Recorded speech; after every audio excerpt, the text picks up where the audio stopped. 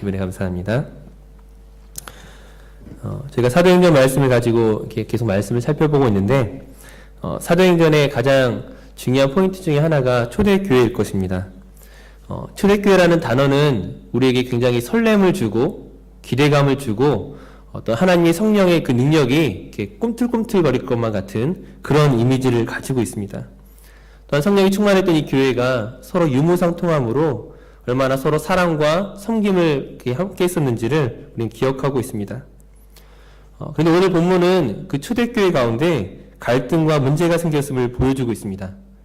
그 갈등의 핵심은 히브리파 사람들과 헬라파 사람들 사이에서 발생한 것입니다. 예루살렘 교회 초대교회 안에 많은 헬라파 사람들이 있었습니다. 왜 그들이 있었습니까? 오순절 성령 강림의 사건 때에 이제 그 명절을 맞아서 헬라 지역의 여러 유대인들이 이제 예루살렘으로 왔었죠. 그때 120명의 제자들이 그 마가의 다락방에서 성령이 임하심으로 말미암아 방언을 말하는 것들을 이제 목격하게 됩니다. 그리고 곧 이어서 베드로가 설교했을 때에 3,000명이나 되는 많은 사람들이 예수 그리스도를 영접하게 됩니다. 근데 예수님을 영접하고 난 이후에 이들이 자기의 고향으로 돌아갔을까요? 예수님을 영접하고 난 이후에 고향으로 돌아갈 수가 없다라는 거예요. 왜냐하면 교회는 예수 그리스도를 믿는 교회는 예루살렘 한 곳에만 있었기 때문이죠. 즉 자기가 난 곳은 따로 있었지만 예수를 믿고 난 이후에 고향으로 돌아가지 않고 예루살렘에 머물게 된 것입니다. 그들만 거기 있었겠어요? 아마 사람들을 보내서 그 고향에 있는 자기 가족들을 다 예루살렘으로 오게 했을 것입니다. 만약 예수님께서 그 다시금 오신다고 하셨던 그 약속이 2000년 이상이 걸릴 거라는 걸 그들이 알았다면 과연 그렇게 했을까요?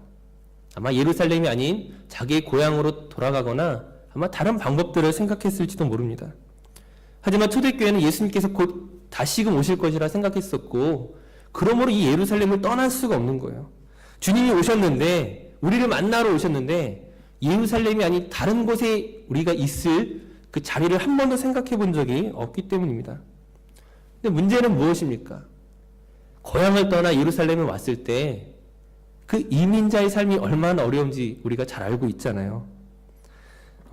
오늘날 현대사회에서도 고향을 떠나 새로운 자리에 간다는 것이 참으로 힘들고 어려운데 과연 고대사회에서 2000년 전에 과연 고향을 떠나 타지에서 제대로 일을 할 만한 것이 무엇이 있었겠어요? 아마 그것은 무척이나 어려운 일이었을 것입니다. 다시 한번 오늘날로 비유하면 이제 한국에서 호주로 관광비자로 3개월 동안 왔어요. 3개월 동안 이 호주에서 하나님의 은혜를 만나고 경험한 것입니다.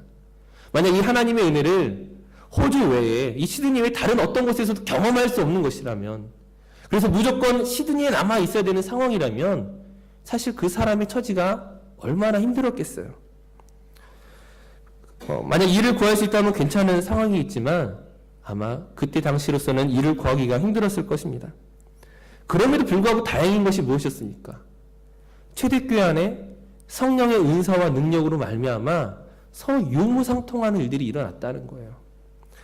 우리가 잘 알고 있는 그 바나바가 자기의 땅을 팔아서 큰 돈을 사도들에게 내놓습니다. 아마 바나바뿐만 아니라 다른 많은 성도들이 자기의 것을 내놓으면서 이것을 내 것이라 주장하지 않고 하나님의 것으로 바쳤다라는 거예요.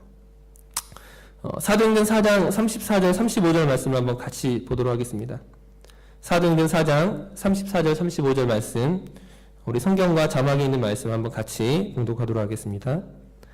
그 중에 가난한 사람이 없으니 이는 밭과 집이 있는 자는 팔아 그 판 것의 값을 가져다가 사도들의 발 앞에 두매 그들이 각 사람의 필요를 따라 나누어 줌이라. 수많은 사람들이 초대교회 안에서 시작을 했었는데 특별히 그 중에 많은 이들이 헬라파 그리스도인들이었는데 이들 가운데 가난한 사람이 없었다라고 이야기합니다. 이들 가운데 형편이 어려운 사람이 없었어요. 많은 사람들이 바나바처럼 자기의 것을 내놓았기 때문입니다. 아마 우리가 기억하는 초대교회의 가장 아름다운 모습이 바로 이때였을 것입니다. 하지만 문제는 무엇입니까? 이것이 영원할 수가 없다라는 거예요. 곧이어 초대교회 안에도 문제가 발생하게 됩니다. 첫 번째 문제는 사도행전 5장에서 이제 아나니아와 삽비라 부부의 사건이 등장합니다. 예전에 이 부분에 대해서 설교를 한번 한 적이 있었는데 이들 부부는 자기의 땅을 팔아서 사도들에게 바쳤음에도 불구하고 사도들 앞에서 즉사하게 됩니다. 하나님의 치심으로 그 자리에서 죽게 됩니다. 왜 그런 일들이 생겼습니까? 왜 은혜로운 이 공동체 안에, 이 믿음의 공동체 안에 사람이, 그 두 부부가 한 자리에서 죽게 되는 그런 끔찍한 일들이 생겼습니까? 아마 이런 상상을 한번 해볼 수 있을 것 같습니다. 이제 바나바가 땅을 팔아서 이제 그 돈을 사도들에게 바쳤을 때에 아마 많은 사람들이 그 바나바의 인품과 그 헌신에 대해서 아마 갈채를 보냈을 거예요. 많은 사람들이 존경을 표하고 박수를 쳤을 것입니다. 이 바나바가 마가의 외삼촌으로서 그 마가의 다락방이 120명이나 모일 수 있는 그 큰 방이었음을 생각해 보면 아마 이 바나바 역시 굉장히 큰 부자였을 것입니다. 하지만 부자임에도 불구하고 자기의 물질을 아까워하지 않고 교회를 섬겼던 것이죠. 아마 아직은 불안정했던 이 초대교회가 그 재정적인 위기를, 그 많은 어떤 가난한 사람들을 앞에 두고서도 구제할 수 있었던, 가난한 사람이 없을 수 있었던 아마 그 이유였을 것입니다. 근데 이 아나니아라는 사람이 그 바나바가 박수를 받는 것을 보면서 질투심이 생기기 시작하는 거예요. 아마 이 아나니아, 아마 바나바 못지않은 커다란 부자였을 것입니다. 사람들이 바나바 자꾸 바나바만 존경하고 바나바만 박수를 치고 막상 자기 자신에 대해서는 알아주는 사람이 없다라는 거예요. 그 이유를 무엇으로 확인했겠어요? 나도 바나바처럼 뭔가 사도들에게 바쳐야만 사람들이 나에 대해서 알아줄 거야라고 생각했을 것입니다. 바나바가 바친 정도는 나도 할 수 있을 거라고 생각했어요. 그래서 아내 삽비라와 이 상의해서 땅을 팔았는데 문제는 무엇입니까? 이것을 드리려고 보니까 아까운 마음이 들기 시작하는 거죠. 과연 이것을 다 드려야 되는가? 과연 이것을 정말 내가 하나도 남김없이 드리는 것이 옳은 일인가? 갈등하기 시작하는 것입니다. 왜냐하면 하나님에 대한 헌신과 성도들에 대한 사랑으로 시작한 것이 아니라 자기 자랑으로 시작했던 일이었기 때문입니다. 오늘날 기준으로 말하면 어떻게 이야기할 수 있겠습니까? 바나바가 땅을 팔았던 값이 만약 300만 불이라고 생각을 해봅시다. 아나니아가 땅을 팔았는데 훨씬 큰 땅을 팔아서 500만 불을 얻게 되었어요. 500만 불을 다 드리려고 하니까 아까운 거예요. 그래도 바나바보다는 내가 조금 더 드려야만 아마 사람들의 인정을 받을 것 같아요. 그래, 그럼 400만 불만 드리자. 100만 불은 따로 감춰두자. 아마 그렇게 생각했을 것입니다. 근데 어떻게 됩니까? 우리가 잘 알다시피 그 결과는 아나니아와 삽비라 부부의 죽음이었습니다. 500만 불을 다 바치지 않았기 때문입니까?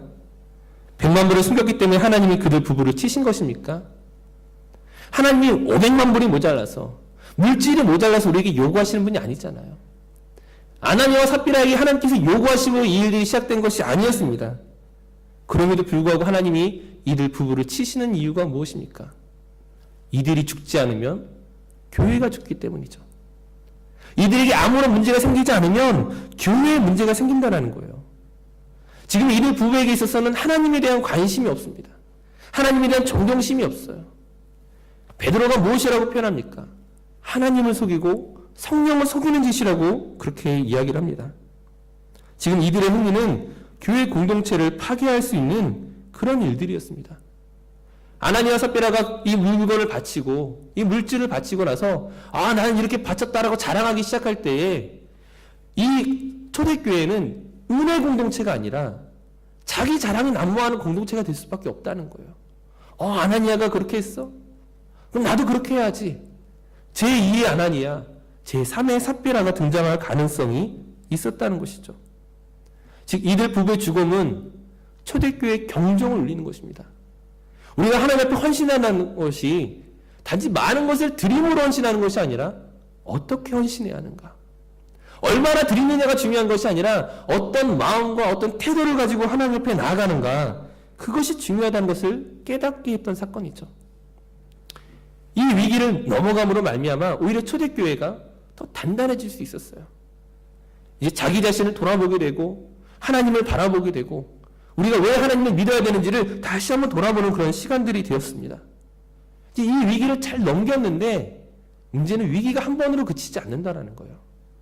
재차 초대교회 또다시 위기가 찾아오게 됩니다. 분명히 아나니아와 삽비라가 이렇게 죽고 난 이후에 여전히 서로 간에 유무상통하고 자기의 집과 밭을 팔아서 교회를 봉사하고 헌신하는 사람들이 여전히 있었을 거예요. 진정한 나눔이 분명히 그 안에 있었을 것입니다. 사도행전 5장에서 무엇이라 기록하고 있냐면 사도를 통하여 표적과 기사가 많이 나타나고 믿는 사람들이 날마다 더하여졌다라고 이야기하고 있습니다. 재정적으로도 안정이 돼가고 사람들의 믿음이 단단하게 이제 뭉쳐 있었다라는 거예요. 그럼에도 불구하고 여전히 초대교회 안에 문제가 일어난 이유가 무엇입니까? 이제 앞서 처음에 이야기로 돌아가게 돼서 초대교회 안에 많은 헬라 지역에서 온 사람들이 있었습니다. 아마 이들 대부분이 가난한 사람들이었을 거예요. 성경은 어려운 형편의 사람을 이야기할 때마다 언제나 고아와 과부와 나그네를 언급하고 있습니다. 이들은 사회적 약자이기 때문에 경건은 다른 것이 경건이 아니라 이런 사회적 약자, 고아와 과부와 이 나그네를 섬기고 돌보는 것이 곧 경건이라고 성경은 이야기하고 있습니다. 초대교회가 분명히 이 어려움에 처한 성도들, 특별히 과부들을 돕는 일에 열심을 했었는데 문제가 무엇입니까? 이 도움을 받는, 구제를 받는 사람들 안에서 불평이 생기기 시작하는 거예요. 왜 히브리파 사람들은 많이 받는데 왜 헬라파 사람들은 적게 받는지에 대해서 원망이 생기기 시작했습니다. 교회에 대한 불신, 사도들에 대한 불신이 일어나기 시작했다라는 거예요. 왜 이런 일이 생겼습니까? 지금 이 구제하는 일을 나서서 했던 사람들은 사도들이었거든요. 사도들이, 우리가 기억하는 그 사도들의 모습은 경건하고 예수 그리스도의 그 모습을 닮아가는 그런 사람들인데 왜 이들이 앞장서서 구제하는 일을 열심히 했음에도 불구하고 왜 분열과 그 불신이 생기고 있느냐는 거예요. 사실 이것이 사람의 자연스러운 반응이고 한계라는 것이죠. 우리가 누군가를 만나면 제일 먼저 물어보는 것이 어떤 것입니까? 고향이 어디세요? 저는 강원도입니다. 저는 전라도입니다. 왠지 같은 지역이면 더 정이 가고 뭔가 어떤 그 유대감을 형성하기도 하죠. 어느 학교 나오셨어요? 전 무슨 학교를 나왔어요. 저도 그 학교 몇 학번인데. 그렇게 자연스럽게 서로의 혈연과 지연과 학연을 나누게 되는 것은 너무나 당연하다는 거예요. 저 개인적으로는 제가 이제 수원 백씨거든요. 이 수원 백씨는 성이 하나입니다. 그래서 백씨만 보면 무조건 기분이 좋아요. 뭔가 잘해줘야 될 것 같고, 뭔가 더 하나라도 줘야 될 것 같고, 그런 마음이 들거든요. 이것은 사람의 당연한 마음이라는 거예요. 지금 이것을 죄라고 말하는 것이 아니라 팔이 안으로 굽는 것은 너무나 당연한 마땅한 이치라는 거예요. 근데 문제는 무엇이에요? 아마 대부분의 모든 사람에게 마땅한 이 행동과 이치들이 막상 교회의 하나됨을 깨트릴 수 있다는 거예요. 같은 구역 식구들에게 국 한 그릇 더 퍼주는 것, 나와 같은 선교에게 반찬 하나 더 주는 거, 그거 죄입니까? 죄 아니잖아요. 충분히 그럴 수 있잖아요. 그런데 그것이 교회의 하나됨을 깨트리고 있습니다. 교회가 부흥하고 교회가 성장해 나가는데 걸림돌이 되고 있다는 거예요. 굉장히 작은 일이었음에도 불구하고 어느 교회 안에 불신과 원망이 싹트게 되는 계기가 되었다는 거예요. 이것은 죄는 아닙니다. 하지만 그래서 어렵다는 거예요. 이것이 너무나 분명한 죄였다면, 이것이 분명한 잘못이었다면, 마찬가지로 아나니아와 삽비라 사건처럼 이것이 하나님께서 당장 쳐주게 할 만한 문제였다면 어렵지 않아요. 그냥 돌아보면 되니까. 나 자신을 회개하고 하나님 앞에 바로 서면 되니까 문제가 되지 않는데 이것은 죄가 아니기 때문에 어렵습니다. 하나님께서 사도들을 치십니까? 너희가 구제하는 일 똑바로 하지 않았다고. 왜 헬라파 과부들에게 이렇게 소원하게 되어 있냐고. 왜 그들에게 원망이 나오겠냐고 지금 사도들을 벌하십니까? 그런 일이 아니었거든요. 그럼에도 불구하고 사도들은 이 문제의 심각성을 깨달았다는 거예요. 그 사도들이 내놓은 해결 방안이 무엇입니까? 오늘 본문 3절, 4절 말씀을 한번 같이 읽겠습니다. 오늘 본문 3절과 4절 말씀을 우리 한번 같이 한 목소리로 읽겠습니다. 형제들아, 너희 가운데서 성령과 지혜가 충만하여 칭찬받는 사람 7을 택하라. 우리가 이 일을 그들에게 맡기고 우리는 오로지 기도하는 일과 말씀 사역에 힘쓰리라 하니. 아멘. 이 사도들이 결정했던 것은 그동안 자신들이 해왔던 일들, 거기서 빠지기 시작하는 거예요. 우리는 그 일에서 빠지고 정말 이제 성령과 지혜가 충만한 사람 7명을 따로 택해서 그들로 하여금 이 일들을 하게 했습니다. 근데 재미있는 것은 이 7명이 모두 다 헬라파 사람들이라는 거죠. 히브리파 사람들은 그 자리에서 다 빠지고 어떻게 보면 그동안 소외당했던, 그동안 어려움 당했던 헬라파 사람들로 그 자리를 채웠다라는 거예요. 그리고 자기 자신들은 기도와 말씀 사역에 힘쓰기 시작할 때에 그 결과가 무엇입니까? 7절 말씀에 하나님의 말씀이 점점 왕성하여 예루살렘에 있는 제자의 수가 더 심히 많아지고 허다한 제사장의 이 무리도 이 도에 복종하니라. 교회가 부흥하는 결과가 나타나기 시작했다라는 거예요. 교회가 직면했던 가장 큰 위기, 어떻게 보면 이것은 죄의 문제가 아니었기 때문에 누구나 빠질 수밖에 없는 그런 문제가 지금 그 갈등과 오해를 극복하는 이 과정 속에서 교회가 부흥하는 것으로 바뀌었습니다. 어떻게 초대교회가 이 하나됨을 이룰 수 있었습니까? 너무나 간단하고 너무나 상식적인 방법이었지만 그 방법을 하느냐 하지 않느냐가 교회의 부흥과 연결될 수 있었다는 것이죠. 다시 한번 정리하면 첫 번째로 사도들은 모두 히브리파 사람들이었습니다. 팔은 안으로 굽는 것처럼 사도들이 자신들도 모르게 헬라파 사람들보다 히브리파 사람들에게 더 많은 것들을, 더 좋은 것들을 주었다라는 거예요. 그 자신들이 불공정하게 대한 것들에 대해서 인정했습니다. 그러므로 헬라파 그리스도인들로 이 자리를 맡겼다는 것이죠. 사실 자기의 기득권을 내려놓는다는 것이 결코 쉬운 일이 아닙니다. 특별히 재정의 문제는 모든 사람을 막론하고 어렵다라는 거예요. 예수님께서 무엇이라고 말씀하십니까? 하나님과 견줄만한 것이 무엇이느냐? 그것이 곧 만몬이다. 곧 물질의 영이다. 오늘날 사람들에게 있어서 신은 무엇입니까? 우상은 무엇입니까? 물질이잖아요. 이 물질 앞에서 얼마나 많은 그리스도인들이 넘어지고 얼마나 많은 목사들이 넘어집니까? 한국의 대형교회 안에서 일어나는 모든 문제는 대부분 다 물질 문제예요. 교회 세습이 왜 일어납니까? 물질이 걸려있기 때문이에요. 물질 문제가 없으면 굳이 교회 세습 안 해도 됩니다. 하지만 그 교회 안에 있는 그 수많은 물질적인 비리가, 그 재정적인 비리 때문에 다른 사람에게 넘겨줄 수 없는 거예요. 약점이 잡혀버리기 때문에. 원래 한국교회가 위기를 경험하고 많은 사람들에게 지탄을 받게 된 것이 교회가 영적인 것을 추구하지 아니하고 물질적인 것을 추구했기 때문입니다. 물론 지금 이 초대교회의 사도들은 그런 심각한 잘못 가운데 있지 않아요. 이들이 헬라파 사람들에게 바로 넘겨줄 수 있었던 것은 이들은 믿음의 사람들이었고 물질에 관심 있는 사람들이 아니었습니다. 그러나 어찌되었든 자기 자신들의 한계가 있다는 거예요. 사도들이지만, 믿음의 사람들이지만, 성령이 충만한 사람들이지만 사람이 가지는 기본적인 약점들이 있었다는 거예요. 그것을 인정하고 그 모든 것들을 내놓기 시작했습니다. 그때 변화가 일어나는 거예요. 약한 사람들 보고 강한 사람에게 맞추는 것이 아닙니다. 강한 사람이 약한 사람에게 내어놓는 거예요. 내 것을 포기하는 거예요. 두 번째로 사도들이 이제 기도하는 일과 말씀 사역에 힘쓰겠다고 말합니다. 그렇다면 이 사도들이 그전에는 말씀 사역과 기도하는 일에 힘쓰지 않았습니까? 그들이 소홀히 했었습니까? 그런 건 아니죠. 사도들이 말씀을 전하고 기도하는 일에 소홀한 적은 아마 한 번도 없었을 것입니다. 물론 교회 안에 그 구제하며 돕는 일들, 재정을 관리하고 행정을 하는 이 모든 일들을 같이 한다는 것이 그들에게 어려움이 있겠죠.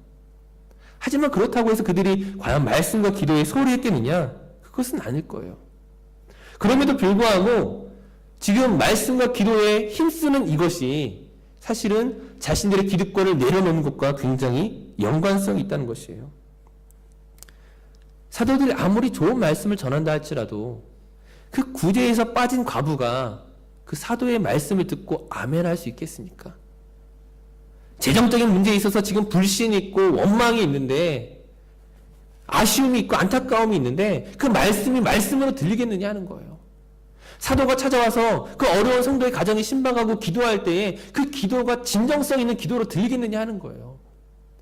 말씀 사역과 기도가 없었던 것이 아니라 이 물질 문제가 걸리면 다른 문제가 걸려 있을 때에 말씀이 말씀으로 들려지지 않고 기도가 기도로 들려지지 않는다라는 거예요.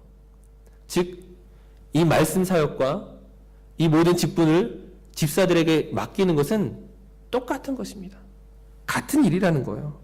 내 것들을 포기하고 그들이 생길 수 있는 오해와 갈등을 미연에 방지하는 것입니다. 그러면 어떻게 됩니까? 자연스럽게 교회는 성장한다는 거예요. 오늘 말씀의 그 결론을 다시 한번 맺도록 하겠습니다. 교회의 위기는 도덕적 타락이나 어떤 심각한 범죄로부터 일어나지 않습니다. 교회 안에 그런 문제가 일어나는 것은 굉장히 드문 일이에요. 만약 그런 일들이 일어났을 때 그것은 치료하면 끝나요. 이 부분에 대해서 잘못했다. 이 부분에 대해서 출교해야 된다. 이 부분에 대해서 성찬식에 참여하지 못한다.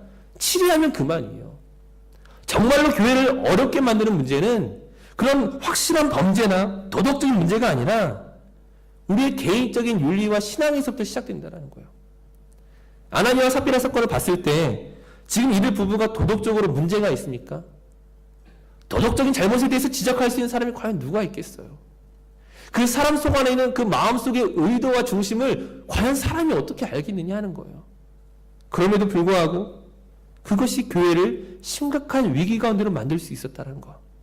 그 교회의 생명을 상실시킬 수 있었다는 것들을 우리는 기억해야 됩니다. 헬라파 과부들이 그 구지에서 빠지게 됐던 것들이 어떤 의도를 가지고 했던 것들이 아니잖아요. 사도들이 일부러 누구를 평가하고 이런 마음으로 했던 것이 아니라 자신들도 모르는 사이에 어떻게 보니까 시간이 지나고 보니까는 잘못 전달됐다라는 거예요. 의도성을 가지고 한 것이 아니에요. 나쁜 의도가 있었던 것이 아니에요.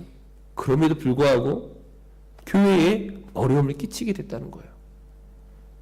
어떤 심각한 잘못이 아니라 잘못된 의도로 시작한 것이 아니었음에도 불구하고 하나님의 도움이 없이는 성령의 충만함이 없이는 우리는 문제를 만들어내는 것 외에는 할 수 있는 것이 없다라는 거예요. 우리는 근본적으로 죄인이기 때문입니다. 우리는 근본적으로 한계가 있다라는 거예요. 그럼에도 불구하고 그 모든 오해와 갈등을 넘어서기 위해 결정할 수 있는 일들이 있다면, 해야만 할 일들이 있다면 무엇입니까? 오늘 사도들이 했던 것처럼 목회자는 바르게 말씀을 전하고 말씀과 기도에 전념하는 것이고, 그리고 교회 중직자들, 직분을 맡은 자들은 성령님께서 주시는 지혜와 그 충성함으로 맡겨진 직분을 감당해 나가는 것입니다. 말씀을 바르게 전하고 주신 직분을 바르게 감당하는 것, 이것이 특별한 일입니까? 이것이 새로운 일입니까? 이것은 새로운 일이 아니라 이것은 너무나 당연한 일이라는 거예요. 너무나 당연하지만 당연한 것들을 교회가 감당해 나갈 때 교회가 부흥하는 것은 당연한 것입니다. 많은 사람들이 교회가 부흥하기 위해서 무엇이 필요하다, 어떤 프로그램을 도입해야 된다, 무엇을 배워야 된다라고 말하지만 프로그램이 교회를 성장시키는 것이 아니라는 거예요. 무엇을 새롭게 가지고 오면 그 교회가 성장합니까? 다른 새로운 것이 필요한 것이 아니라 목사는 바르게 말씀을 전하고 직분자는 바르게 직분을 감당하는 것. 교회가 정상적인 역할들을 감당해 나간다면 왜 교회가 성장하지 않겠습니까? 바르게 말씀이 선포되는데, 그 말씀이 그 공동체 안에서 왕성하게 일어나는데 왜 교회가 성장하지 않겠어요? 혹 우리의 교회와 우리 개인의 삶에 어떤 문제가 있다면 그것은 내가 주신 직분을 제대로 감당하지 못하기 때문입니다. 다른 누구의 문제가 아니라 우리에게 뭔가 부족하기 때문이 아니라 오늘 목사가 목사로서, 성도가 성도로서 이 모든 일들을 감당하고 있는지, 온전하게 감당하고 있는지 우리 자신을 돌아봐야 한다는 거예요. 바로 그럴 때 교회는 부흥하게 될 것입니다. 초대교회가 날마다 흥왕하여 일어났던 것처럼, 그 교회 안에 그 말씀으로 인하여서 수많은 제사장들마저 돌아왔던 것처럼 우리가 우리에게 주신 직분을 감당해 나갈 때에 이 시드니에, 이 호주에, 또 대한민국에 선한 영향력을 끼칠 수 있는, 믿음의 영향력을 끼칠 수 있는 우리 교회가 될 줄로 믿습니다. 그렇게 쓰임받을 수 있는 저 우리 모두 성도님 되시기를 간절히 바라겠습니다. 우리 함께 기도했으면 좋겠습니다. 하나님, 내게 주신 직분에 내가 충성하고 있습니까? 나도 모르는 사이에 교만에 빠지지 않았습니까? 나도 모르는 사이에 다른 사람을 판단하고 있지 않습니까? 나로 인하여 누군가가 나를 원망하고 있지 않습니까? 나는 열심히 한다고 생각했지만 그러나 사실 나의 열심이 교회를 어렵게 만들고 성도를 시험에 빠뜨렸음을 고백합니다. 하나님의 은혜가 없이는, 하나님의 도우심이 없이는, 그분의 긍휼함이 없이는 나는 주신 직분을 바로 감당할 수 없는 연약한 죄인임을 고백합니다. 우리 자기 자신을 고백하시고 하나님의 은혜를 구하는 기도로 이 시간 함께 나갔으면 좋겠습니다. 기도하겠습니다. 거룩하신 아버지 하나님, 하나님은 정말 제가 목사로서 바르게 말씀을 전하고 있는지요, 정말 하나님의 은혜를 의지하고 하나님의 도우심을 구하며 나아가고 있는지요, 하나님 자신을 돌아볼 때마다 얼마나 제 자신이 게으르고 주신 직분에 충성하지 못하였는지, 여전히 너무나 인간적인 생각과 계획 가운데 누군가를 판단하고 있었음을 다시 한번 고백합니다. 하나님, 특별히 사랑하는 우리 성도님들 한 사람 한 사람, 또 장로님과 권사님과 집사님 모든 중직들을 통하여서 하나님 우리 교회 주신 그 비전과 하나님의 그 꿈들을 바르게 꿀 수 있도록, 바르게 이끌어 나갈 수 있도록 저를 사용하여 주시옵소서. 우리로 인하여 시험 드는 자가 있지 아니하도록, 우리로 인하여 낙심하는 자가 있지 아니하도록, 우리로 인하여 쓰러지는 자가 있지 아니하도록, 오직 하나님의 말씀이 정말 말씀으로 온전히 들려지며 하나님의 기쁨이 교회 안에 온전히 충만할 수 있도록, 성령께서 우리를 가운데 충만하게 다스려질 수 있도록 이 시간 우리가 해야 할 일들을 감당케 하여 주시옵소서. 아버지 하나님, 정말 인간적인 생각과 방법들을 다 내려놓게 하시고 하나님 우리를 통하여 어떠한 일들을 감당하실지 다시 한번 묵상하시는 저희들 되게 하여 주시옵소서. 특별히 이 수요일 저녁에 아버지 정말 주님 앞에 기도함으로 나온, 주님 앞에 찬양함으로 나온 우리 한 사람 한 사람을 주님 불쌍히 여겨주시고 아버지 그들의 삶을 인도하여 주셔서 아버지 주어진 직분 잘 감당함으로 말미암아 하늘의 그 면류관 다 받을 수 있는 귀한 성도들 될 수 있도록, 귀한 중직들 될 수 있도록 주님 역사하여 주시옵소서. 오늘 일 가운데 저희를 부르시고 예배케 하신 하나님을 감사드립니다. 하나님의 말씀에 그 성령의 충만함으로 나가신 저희들 되게 하여 주시옵소서. 주님, 거룩하신 주님, 오늘 우리에게 맡겨주신 직분에 온전히 충성하게 하여 주시옵소서.